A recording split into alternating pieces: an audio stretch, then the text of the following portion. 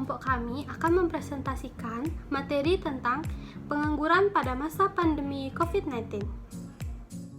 Perkenalkan, nama saya Igusti Agung Ira Pratista, absen 3. Perkenalkan, nama saya Putri Sabarut, nomor absen 32. Perkenalkan, nama saya Nimade Ananda Putri Maheswari, nomor absen 30. Perkenalkan, nama saya Igusti Ayu Agung Dian Utami Priantari, nomor absen 5. Kami dari kelas 11 IPS 5. Pengertian pengangguran. Pengangguran atau tunakarya adalah istilah yang diberikan kepada orang yang tidak bekerja sama sekali atau orang yang sedang mencari pekerjaan. Umumnya, pengangguran dapat disebabkan karena jumlah pencari kerja tidak sebanding dengan jumlah lapangan pekerjaan yang ada. Sejak lama, pengangguran sudah menjadi masalah bagi perekonomian suatu negara. Sebab, karena adanya pengangguran, produktivitas dan pendapatan masyarakat menjadi berkurang. Akibatnya, timbullah kemiskinan dan adanya masalah-masalah sosial yang lain. Secara umum, ada beberapa hal yang dapat menyebabkan terjadinya pengangguran, yaitu antara lain, yang pertama, pertumbuhan penduduk yang cepat. Yang kedua, ketidakberhasilan dalam sektor industri.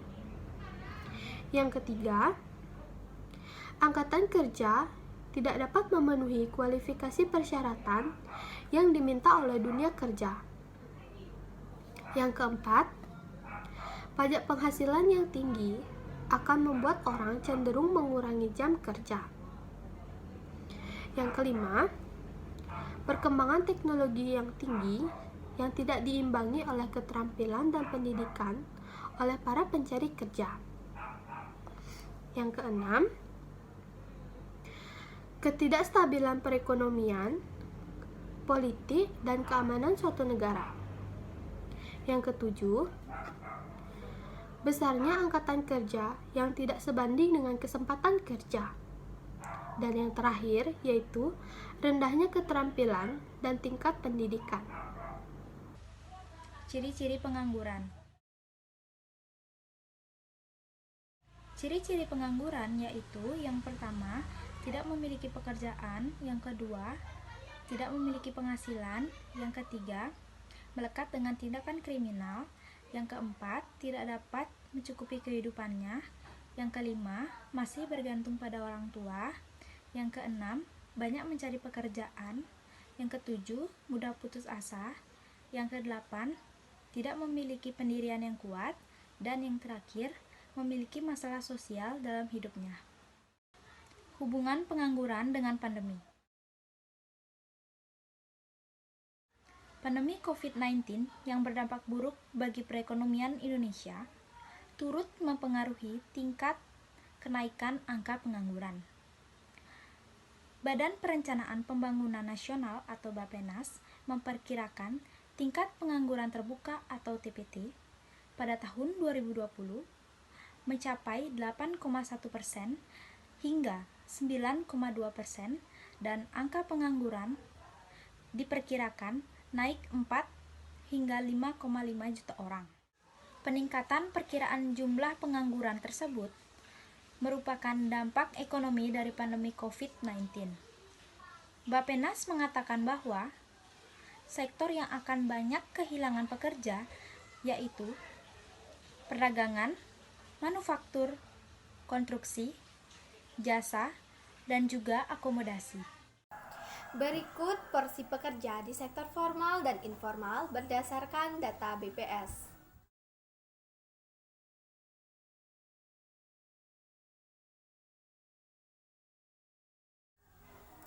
Bila mengacu pada data ketenagakerjaan pada Februari 2015 sampai 2020, jumlah angkatan kerja naik rata-rata 1,7 juta dalam setahun. Dengan asumsi ini, Bila pengangguran bertambah 10 juta orang saja tahun ini, sehingga menjadi 16,68 juta orang.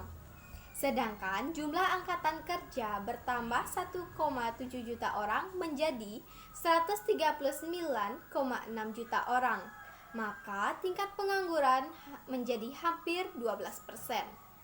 Ini artinya tingkat pengangguran di masa pandemi ini bisa menjadi yang tertinggi dalam sejarah bila mengacu pada data historis ketenagakerjaan BPS. Tingkat pengangguran di atas 10% terakhir kali terjadi pada 2006 atau 14 tahun lalu. Ketika itu, tingkat pengangguran mencapai puncaknya setelah terus menanjak sejak krisis keuangan Asia 1998. Tingkat pengangguran berbalik mengalami tren turun mulai 2007. Dampak pandemi COVID-19 terhadap ekonomi Indonesia. Sektor pariwisata sekarang sedang mengalami penurunan, sehingga daya beli turun secara drastis karena berkurangnya turis lokal maupun mancanegara yang secara otomatis dapat menurunkan pendapatan dan devisa yang dihasilkan dari sektor pariwisata. Bukan hanya sektor pariwisata saja yang mengalami kelumpuhan secara sementara, tapi dampak pandemi COVID-19 ini juga dirasakan oleh para karyawan dari berbagai jenis perusahaan lainnya seperti adanya PHK dan peningkatan angka pengangguran. Terbukti kasus baru semakin menunjukkan tren penurunan. Namun, di sisi lain, social distancing yang menyebabkan perekonomian menjadi mati suri. Akibatnya, jutaan orang kehilangan pekerjaan karena menjadi korban PHK atau pemutusan hubungan kerja. Timbulnya gelombang PHK inilah yang turut menambah jumlah pengangguran yang akan diprediksi akan melonjak hingga tahun depan.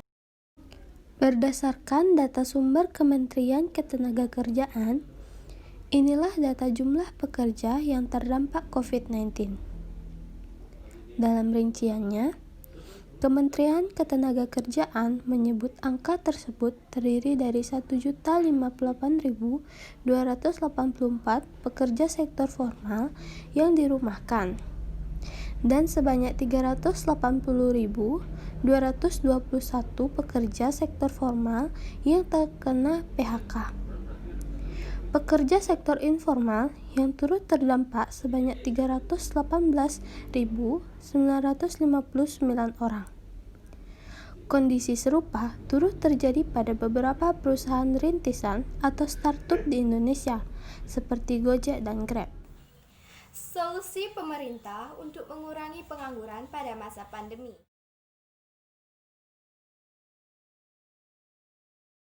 Menteri Ketenagakerjaan Ida Fauzia mengungkapkan 3 strategi pemerintah dalam mengatasi lonjakan pengangguran di masa pandemi COVID-19. Strategi pertamanya adalah melaksanakan pelatihan berbasis kompetensi dan produktivitas melalui program Balai Latihan Kerja atau BLK Tanggap COVID-19. Dalam program ini, peserta pelatihan tidak hanya mendapatkan keterampilan, tetapi juga insentif pasca pelatihan. Strategi yang kedua adalah program pengembangan perluasan kesempatan kerja bagi pekerja atau buruh yang terdampak COVID-19 berupa program padat karya dan kewirausahaan. Kemudian, strategi yang ketiga adalah Kemenaker membuka layanan informasi, konsultasi, dan pengaduan bagi pekerja atau buruh keselamatan dan kesehatan kerja K3 di perusahaan.